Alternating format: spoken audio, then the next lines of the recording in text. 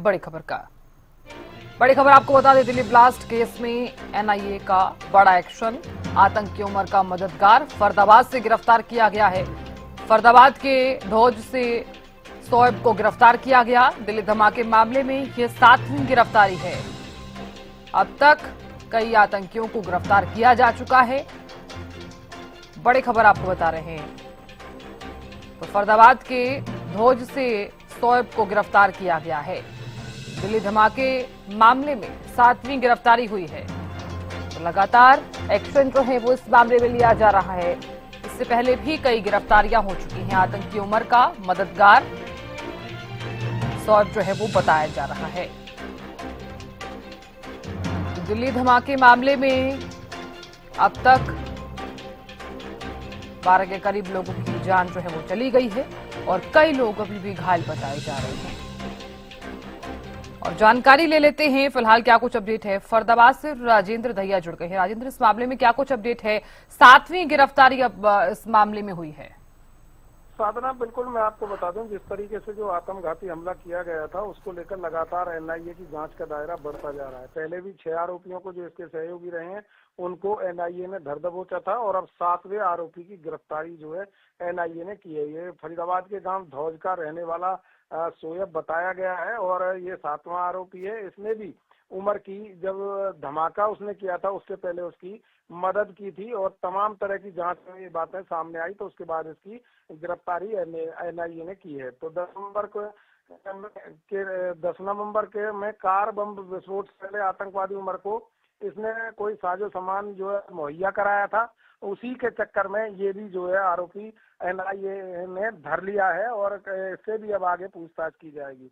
जिस तरीके से लगातार गद्देबस भी डॉक्टर मुजम्मिल को यहाँ निशानदेही के लिए एनआईए लेकर आई थी और लगातार जो जांच का दायरा है वो बढ़ता जा रहा है। तमाम जगह निशानदेही उससे कराई गई थी, चाहे धौज की बात करें, चाहे फतेहपुर तगा की बात करें या सोहना की बात करें, जहां से विस्फोटक जो है खरीदा गया था। और लगातार जो जांच का दायरा वो बढ़ता जा रहा है। तो कहीं ना कहीं अब इस 7वें आरोपी की गिरफ्तारी होने के बाद अन्य लोगों का भी पता चलेगा आखिर कौन कौन लोग इसमें शामिल थे, क्योंकि पहले दिन से ही तय था कि यहाँ स्थानीय लोगों का भी इसमें कहीं ना कहीं भागीदारी हो सकती है। और इसको लेकर लगातार जिस तरीके से एनआईए की टीम और जो अन्य जांच एजेंसियां हैं वो लगातार जांच में जुटी हुई हैं और अब सामने जिस तरीके से 7वां आरोपी आया है तो हो सकता है कि और लोग भी इसमें शामिल हो। तो इन्होंने पूरा जाल जो है नेटवर्क अपना जो यहाँ पर बनाया हुआ था, जिनके बलबूते ये लोग यहाँ पर आतंकवादी गतिविधियों को अंजाम देने में जुटे हुए थे। हालांकि समय रहते इस तमाम जो स्कैंडल है उसका भंडाफोड़ जो कर दिया था जम्मू कश्मीर और हरियाणा पुलिस ने। और अब लगातार एनआईए जिस तरीके से जांच कर रही है तो तमाम जो जितने भी इसमें आरोपी और छिपे होंगे वो भी बचने वाले नहीं है और लगातार इसको लेकर जांच की जा रही है। जी साधना, आपने सही कहा, क्योंकि देखिए एनआईए शोएब की भूमिका और उमर के साथ उसके संबंधों की जांच भी लगातार कर रही है। राजेंद्र, देखिए अब इस मामले में ये भी सवाल है कि अब तक जिन भी लोगों की गिरफ्तारी हुई है, अगर उन लोगों से जो पूछताछ की गई है, क्या उनका संबंध इस शोएब से भी है? देखिए, बिल्कुल साफ तौर पर कह सकते हैं, जिस तरीके से लगातार जो जांच का दायरा वो बढ़ रहा है और जांच में जैसे जैसे बातें सामने आते जा रही हैं, तमाम लोग इसमें जो शामिल थे उनके भी चेहरे बेनकाब हो रहे हैं। और यही कारण है कि अब जो शोएब जो गिरफ्तार किया गया है इसने भी उस जो आतंकी उमर था उस मदद की थी, उसको साजो सामान मुहैया कराया था बम धमाके से पहले। और ऐसे और लोग भी हो सकते हैं। तो लगातार जिस तरीके से जो पूछताछ होती है और उसमें नाम जो एक के बाद एक सामने आते जा रहे हैं और कड़ियों को जोड़ा जा रहा है, क्योंकि जो भी विस्फोट था वो कहां कहां से होकर गुजरा था, कौन कौन लोग उसमें शामिल रहे थे, किसने उसकी मदद की थी, इन तमाम चीजों को लेकर जांच की जा रही है। और जांच के दायरा जैसे जैसे बढ़ रहा है वैसे वैसे तमाम लोग जो है बेनकाब होते जा रहे हैं। जो स्थानीय लोग थे वो भी इसमें शामिल थे, क्योंकि ये 7वां आरोपी जो है यहाँ से गिरफ्तार किया गया है। जी बिल्कुल राजेंद्र, देखिए चूंकि ये भी जांच में सामने आया है, जो एनआईए की जांच है उसमें ये पता चला है कि उसने आतंकवादी उमर उन नबी को विस्फोट से पहले पनाह भी दी थी और उसे लॉजिस्टिक सहायता भी मुहैया करवाई थी। देखिए, बिल्कुल साफ तौर पर कहा जा सकता है साधना, जिस तरीके से ये तमाम लोग उनके साथ मिले हुए थे, तो कहीं ना कहीं ये जो डॉक्टर उमर था आतंकी और डॉक्टर मुजम्मिल था, ये तमाम दोनों लोगों को की मदद करने के बहाने पहले उनके घर तक पहुंचते थे और उनसे दोस्ती गांठने के बाद उनको अपने इस पूरे प्रकरण में शामिल कर लेते थे। उनको किस तरीके से ये यूज करते थे और क्या लालच देते थे, तमाम बातें जांच के बाद जो है सामने होंगी और साफ हो पाएंगी। लेकिन फिलहाल की अगर बात करें तो एक के बाद एक चेहरा जो है सामने आता जा रहा है और लगातार एनआईए की जांच इसमें बढ़ती जा रही है। तो उम्मीद यही जताई जा रहा है कि जो भी लोग इसमें शामिल थे उनको किसी भी सूरत में बख्शा नहीं जाएगा। बिल्कुल राजेंद्र, देखिए एनआईए की तरफ से तो लगातार जांच की जा रही है और एक बड़ा एक्शन भी हम इसे कह सकते हैं। अब तक 7 गिरफ्तारियां होना एक बहुत बड़ी बात भी है। हालांकि इससे पहले भी कई तरह की कार्रवाइयां सामने जो है वो आई भी हैं। राजेंद्र, देखिए फरीदाबाद में जो अल-फलाह यूनिवर्सिटी है वहां पर भी जांच लगातार की जा रही है। जांच कब तक पूरी हो सकती है और क्या क्या अभी तक कार्रवाई की गई है?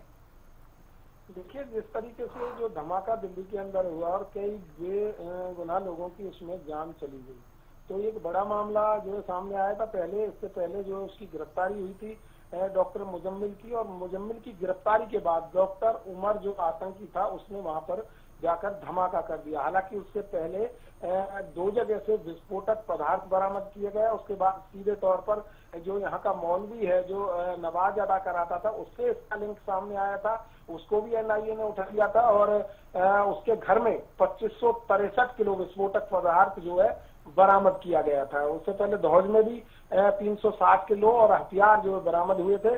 तो जिस तरीके से ये मामला सामने आया और उसके बाद एक के बाद एक परत खुलती चली गई और अब सामने ये भी आया कि जो ये मोहम्मद इश्तियाक था, जो इमाम था वहाँ का, जो नमाज अदा कराता था, वो यहाँ पर एक मदरसा भी चलाता था, उसको भी शायद तोड़ने की तैयारी जो है प्रशासन लगातार कर रहा है, क्योंकि वो पूरी तरह से अवैध रूप से बना हुआ है। डॉक्टर मुजम्मिल उसमें पैसे देकर उसकी मदद करता था। वहां पर एक ट्यूबवेल वगैरह लगाया गया तो उसमें तमाम जो पैसा था उसी के द्वारा दिया गया था। ये तमाम बातें जांच में सामने आई हैं और लगातार अब जिस तरीके से पहले दिन से ही जब ये मामला सामने आया तो यहाँ पे उसकी गिरफ्तारी हुई थी। डॉक्टर शाहीन साहिदा की बात करें और डॉक्टर मुजम्मिल की बात करें या फिर जो कंप्यूटर ऑपरेटर था उसकी बात करें या फिर जो लोग खंडावली कर भागे थे, उन सभी लोगों का कनेक्शन इस अल-फलाह यूनिवर्सिटी में रहा है। तो आतंक का गढ़ जो है ये यूनिवर्सिटी बन चुकी थी और यहीं पर बैठकर पूरी साजिश जो है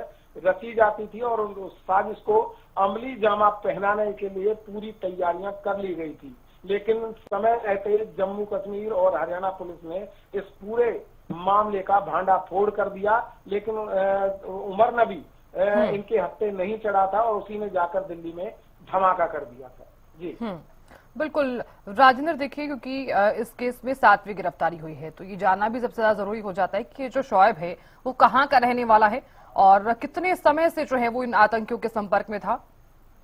देखिए, शोएब जो है वो गांव धौज का रहने वाला है, फरीदाबाद के गांव धौज का, और यहाँ पर इनकी जो है काफी दिनों से मदद कर रहा था, ऐसा पूछताछ में जो है सामने आया है। और मदद के साथ साथ जब उमर नबी धमाके के लिए गया होगा तो इसके घर पर रुका होगा और साथ ही इसमें कोई ना कोई साजो सामान भी इसको उपलब्ध कराया है। ये तमाम बातें एनआईए की तरफ से बताई गई हैं। हालांकि अभी जो जांच है वो आगे जारी है, क्योंकि अब गिरफ्तारी कर लिए, आगे इससे और पूछताछ होगी तो और भी लोगों के नाम इसमें सामने आ सकते हैं। तो जांच के बाद ही तमाम चीजें साफ हो पाएंगी और अभी जांच और लंबी चल सकती है, क्योंकि जिस तरीके से एक के बाद एक नए नए चेहरे इसमें सामने आ रहे हैं तो कहीं ना कहीं जो तमाम लोग शामिल हैं उन तक पहुंचने में एनआईए लगातार बारीकी से जांच में जुटी हुई है। बिल्कुल राजेंद्र, और क्या जानकारी इस मामले को लेकर? देखिए, बात करें जिस तरीके से ये पूरा प्रकरण जो सामने आया और उसके बाद से ही लगातार पूरे इलाके में एक दहशत का माहौल बन गया था और कहीं ना कहीं अब जिस तरीके से गिरफ्तारी हो रही है तो इसमें जो अफरा तफरी भी मची हुई है। तमाम कई लोग ऐसे हैं जो मोबाइल बंद करके अभी भी